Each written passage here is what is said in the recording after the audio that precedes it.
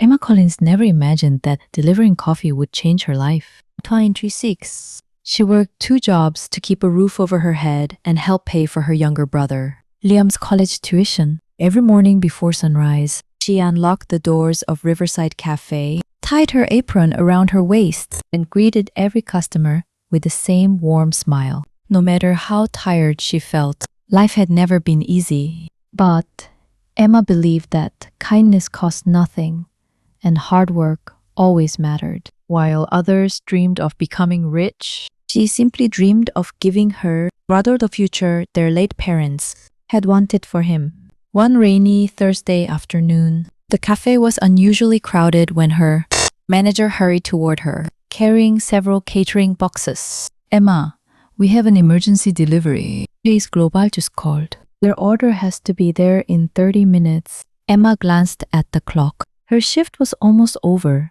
but she nodded without hesitation. I'll take it.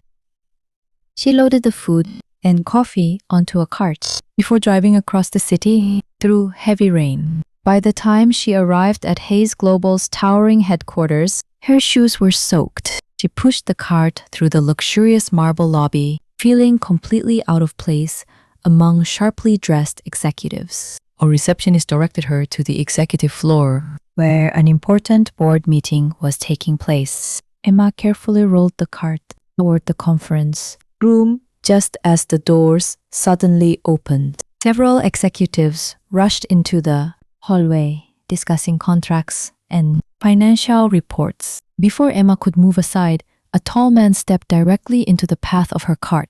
The collision sent 2 cups of coffee spilling across expensive documents. The hallway fell silent. Emma's face turned pale. Standing in front of her was Daniel Hayes, the billionaire CEO of Hayes Global. She had seen his face countless times on magazine covers, but never imagined meeting him like this. I'm so sorry, she said quickly, reaching for napkins. Around them, nervous employees exchanged worried looks. One whispered, "She's definitely getting fired." Daniel looked down at the stained papers before meeting Emma's frightened eyes. Then, to everyone's surprise, he smiled. "Looks like I should watch where I'm walking." Emma blinked. "You're not angry?" He laughed softly. "Walked into your car. I think this one's on me." The tension instantly disappeared. Emma couldn't help smiling. "I still owe you fresh coffee. Only if you promise not to apologize again." She laughed. And for the first time in days, Daniel forgot about the stressful meeting waiting behind him. There was something refreshingly genuine about her. She wasn't impressed by his wealth or intimidated by his title. She simply treated him like any other customer. Before returning to the boardroom, Daniel thanked her for delivering the order herself in such terrible weather. Emma shrugged. "People are counting on me." Those simple words stayed with him long after the meeting ended.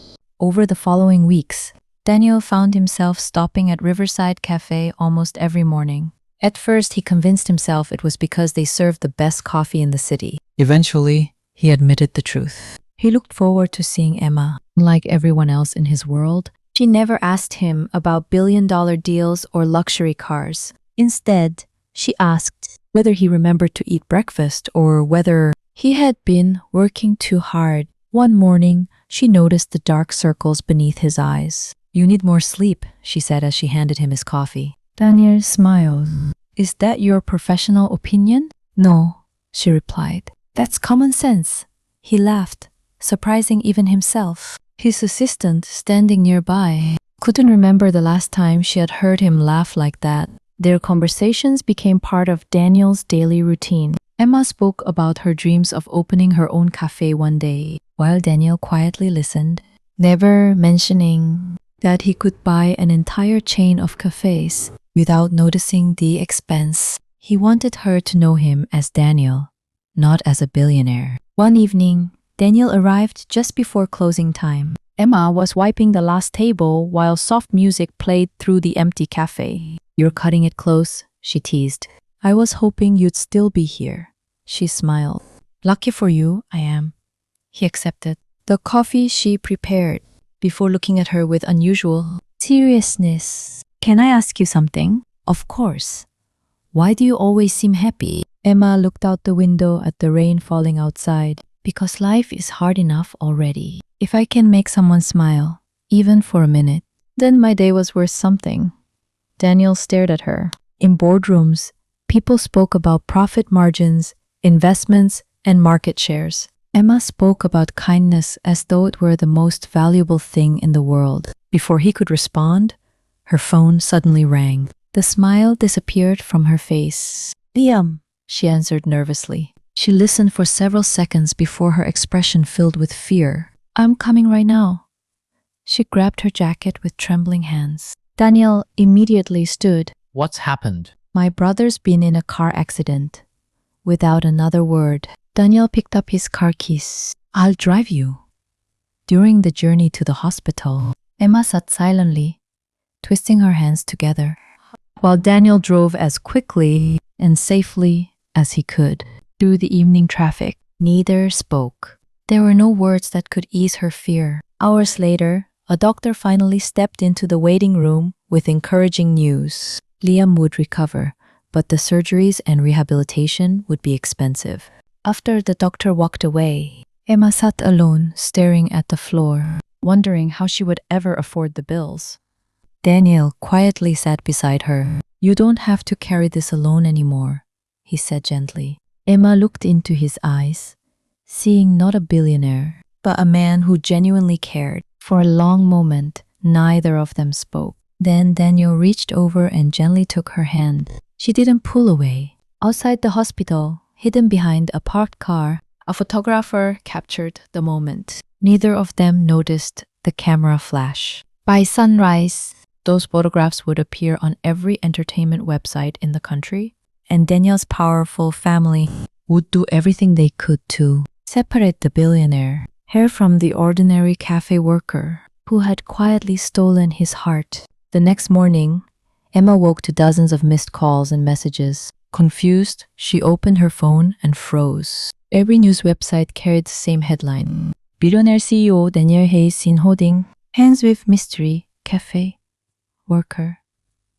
Photograph outside the hospital had spread across social media overnight. Customers began gathering outside Riverside Cafe, hoping to catch a glimpse of the woman everyone was talking about. Emma had never wanted attention, and now it seemed impossible to escape it. When she arrived at work, reporters surrounded the entrance, shouting questions she couldn't answer. Before the situation could become more chaotic, a black luxury car pulled up outside. Daniel stepped out, walked through the crowd, and stood beside her. You're not facing this alone, he said calmly. Together, they entered the cafe while security held the reporters back. Emma sighed heavily. Your life is so different from mine. Daniel looked at her. Money changes where you live, not who you love. Before she could reply, his phone rang. It was his mother. Come home immediately, she demanded. An hour later, Daniel stood inside the Hayes family mansion as his parents waited in the grand living room. His father spoke first. This relationship ends today. Daniel remained calm. It isn't a business deal. It's my life. His mother frowned. She's after your money. Daniel shook his head. Emma didn't even know I was visiting her cafe because I liked her. She treated me the same before she knew anything about my wealth. His father slid a folder across the table. We already arranged for you to meet the daughter of one of our business partners. This relationship will strengthen the company. Daniel didn't even open the folder. I'm not marrying someone for a contract. Without another word, he stood and walked out, leaving his stunned parents behind. Meanwhile, Emma visited Liam at the hospital. Although he was recovering well, she quietly worried about the growing medical bills. That afternoon, the hospital administrator approached her. Miss Collins, your brother's treatment has been fully paid. Emma looked up in surprise. There must be a mistake. No mistake. The payment was made anonymously. She immediately knew who had done it. That evening, she met Daniel by the river, where they had often talked after the cafe closed. You paid Liam's bills, she said softly. Daniel nodded. I did. Emma looked down. I can't accept that. Then don't think of it as charity. He smiled gently. Think of it as helping the people who matter most to the woman I. He paused before taking a deep breath. Emma's eyes filled with tears. Daniel, I know our worlds are different. I know people will judge us. But none of that changes how I feel. For a moment, neither of them spoke. Then Emma stepped forward and wrapped her arms around him. I love you too, she whispered. Weeks later, Daniel's parents attended the grand opening of Emma's dream cafe, which Daniel had quietly helped finance, but only after insisting it be a business investment in her name. Emma refused to let him simply buy her future. She wanted to build it herself. As they watched customers fill the cafe, Daniel's mother noticed something she hadn't expected. Emma greeted every customer with the same kindness she had shown Daniel from the very beginning. She wasn't interested in wealth or status. She simply cared about people. Slowly, Daniel's parents realized they had judged her unfairly. His father approached Emma with a sincere smile. I owe you an apology. Emma smiled warmly. We're all allowed second chances. 1 year later, Daniel stood with Emma in the beautiful garden behind the cafe, surrounded by family, friends, and the people who had supported them from the beginning. As the sun set behind them, he slipped a diamond ring onto her finger and promised to love her through every season of life. Emma smiled through happy tears as they shared their first kiss as husband and wife. Looking around at the joyful faces surrounding them, she realized that the greatest treasure she had ever found wasn't a billionaire's fortune. It was a man whose heart had remained humble, despite having everything money could buy. And together they proved that the strongest kind of love isn't built on wealth, but on kindness, loyalty, and choosing each other every single day.